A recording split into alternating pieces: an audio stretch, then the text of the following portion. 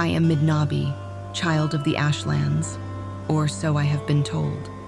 I have no memory of my childhood, only the stories passed down to me by Sargon, the wise and hardened leader of my tribe. He claims he found me as a child, alone, wandering the wastes. Perhaps the wind carried me to him, or the spirits willed it so. Sometimes I wonder if the ash storms themselves shaped me, if I am truly a daughter of the wastes in more ways than one. Sargon became more than just a leader to me. He became the father I never knew, teaching me the ways of our people with patience and wisdom. The tribe embraced me as their own, yet there remains a hollow space within me where the names of my ancestors should be. Still, I am grateful for the family I found, even as I wonder about the one I lost.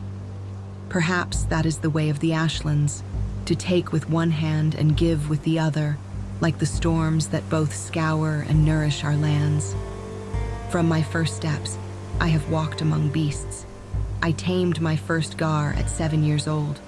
I called him Halu, steadfast. He was my shadow, my brother in all but blood. The bond between us was simple, unspoken, natural. Sometimes I think the beasts understand more than we give them credit for. They know the truth of the land in ways we have forgotten. And then one day, it was severed. The scamps came without warning, unnatural creatures from an unnatural plane. Halu fought, and he fell. He should have lived to see many more seasons, should have carried me across the grazelands for years to come. But something, from beyond the cycle of our world, ripped him away too soon. It was then I first understood that not all things belong in the balance of life. Some forces do not walk in rhythm with the world. They disrupt, they distort, they take before their time. The Daedra are such a force. Not all, perhaps, but enough. I often wonder if Halu knew what he was fighting for. If beasts understand sacrifice as we do. In my heart, I believe they understand it better. After Halu's death, I found my calling in the healing arts. Our wise woman saw how I grieved and took me under her wing, teaching me the ancient ways of alchemy. To heal is to restore balance, she would say, showing me how to brew poultices from wickweed and marshmallow, how to channel magic through my hands to mend flesh and bone.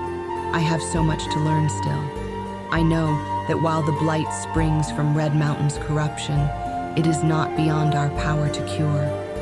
Each herb I gather, each potion I brew, feels like a conversation with the land itself, as if the plants share their secrets with those patient enough to listen. There is wisdom in this, I think.